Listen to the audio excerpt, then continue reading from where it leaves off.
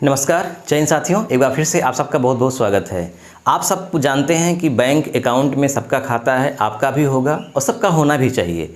लेकिन हर इंसान को ये जानना चाहिए कि बैंक अकाउंट में हम कितना पैसा रख सकते हैं, कितना पैसा रखने के बाद समस्या हो सकती है, इसकी जानकारी होनी चाहिए ताकि हम भविष्य में किसी संकट और मुसीबत में ना फंसे। तो आज हम इस वीडियो के माध्यम से जानेंगे कि हमारे खाते में जो सेविंग अकाउंट होता है, बचत खाता जैसे बोलते हैं, उसमें हम कितना पैसा रख सकते हैं अधिकतम, और यदि उससे अधिक रखते हैं तो हमें किस प्रकार की सावधानी बरतनी चाहिए, और हमें अधिक पैसा रखना चाहिए या नहीं चाहिए, और कितना इस पर टैक्स लगता है, कब लगता है, ये सब जानकारी इस वीडियो में आपको होगी। तो आप इस वीडियो को पूरा देखिएगा, कहीं स्किप मत करिएगा। चलिए शुरुआत करते हैं।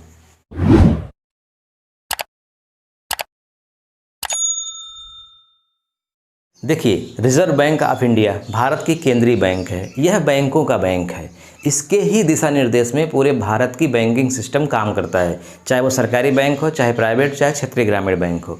तो आपका खाता किसी भी बैंक में हो, चाहे सेविंग अकाउंट हो, चाहे करंट अकाउंट हो, किसी भी तरह का खाता हो, वो सब आरबीआई के ही गाइडलाइन में काम होता है और उस पर ब्याज मिलता है। हर बैंकों का ब्याज थोड़ा थोड़ा अलग है। तो आरबीआई ने तय की है कैश लिमिट की।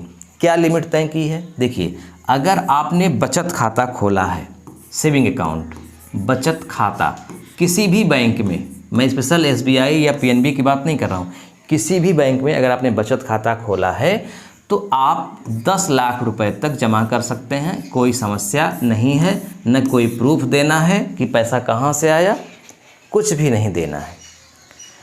10 लाख रुपए, ये 10 लाख रुपए 1 वर्ष के भीतर की बात की गई है। यानी 1 वर्ष के भीतर अगर आप 10 लाख रुपए जमा करते हैं, आपके अकाउंट में है, चाहे वो एक बार में जमा किया हो, चाहे 2 बार में, चाहे जितनी बार में, यानी 1 अप्रैल से 31 मार्च के बीच में अगर आपके खाते में 10 लाख रुपए है 1 वर्ष के भीतर, तो कोई समस्या नहीं है आपको।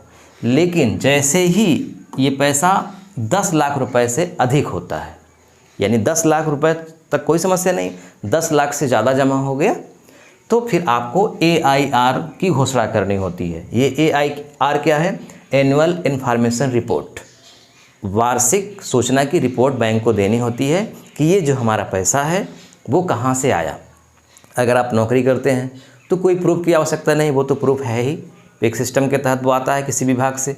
बिजनेस करते हैं, रेगुलर आ रहा है, बिजनेस प्रूफ है, वहाँ पे कोई समस्या नहीं है।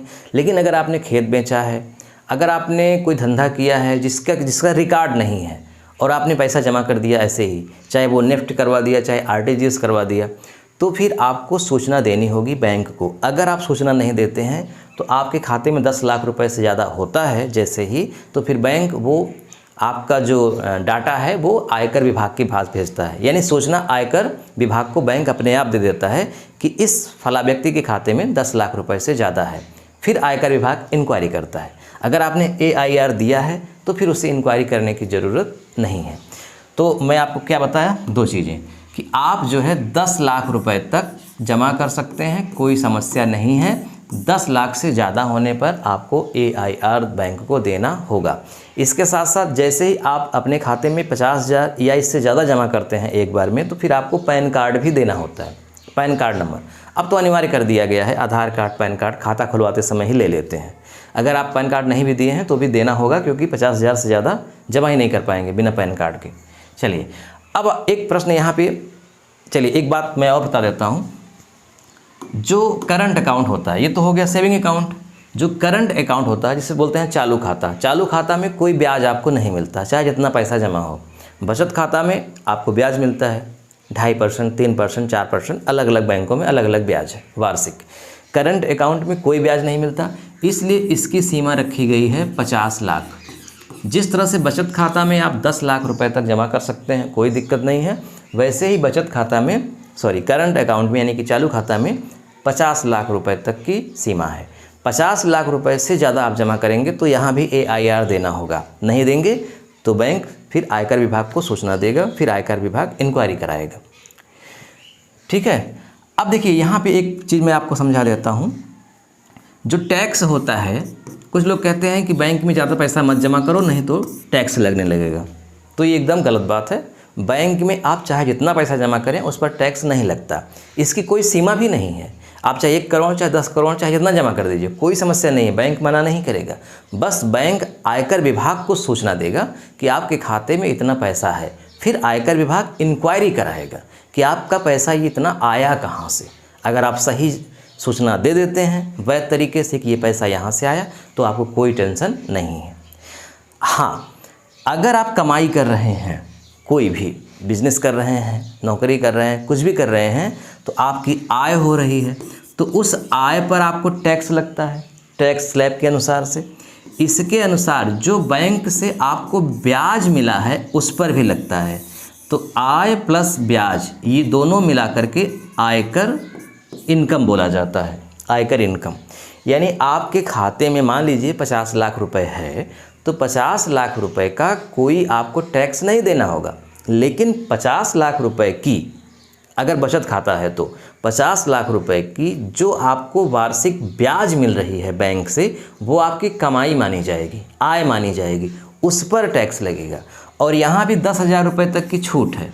यानी आप बैंक से अगर ब्याज के रूप में 10,000 या 10,000 से कम पा रहे हैं तो उस पर भी कोई ब्याज नहीं लगेगा, लेकिन जब मतलब टैक्स नहीं लगेगा। लेकिन अगर 10,000 रुपये से ज़्यादा ब्याज मिल रहा है आपको वार्षिक, तो जितना ज़्यादा मिल रहा है उस पर टैक्स लगेगा। तो मैं आपको सरल शब्दों में बताऊं, 2 चीज़ें मैंने आपको बताया कि आप अपने बैंक खाते में चाहे बचत खाता हो चाहे चालू खाता हो, बचत खाता है तो 10 लाख जमा कर सकते हैं, चालू खाता है तो 50 लाख जमा कर सकते हैं।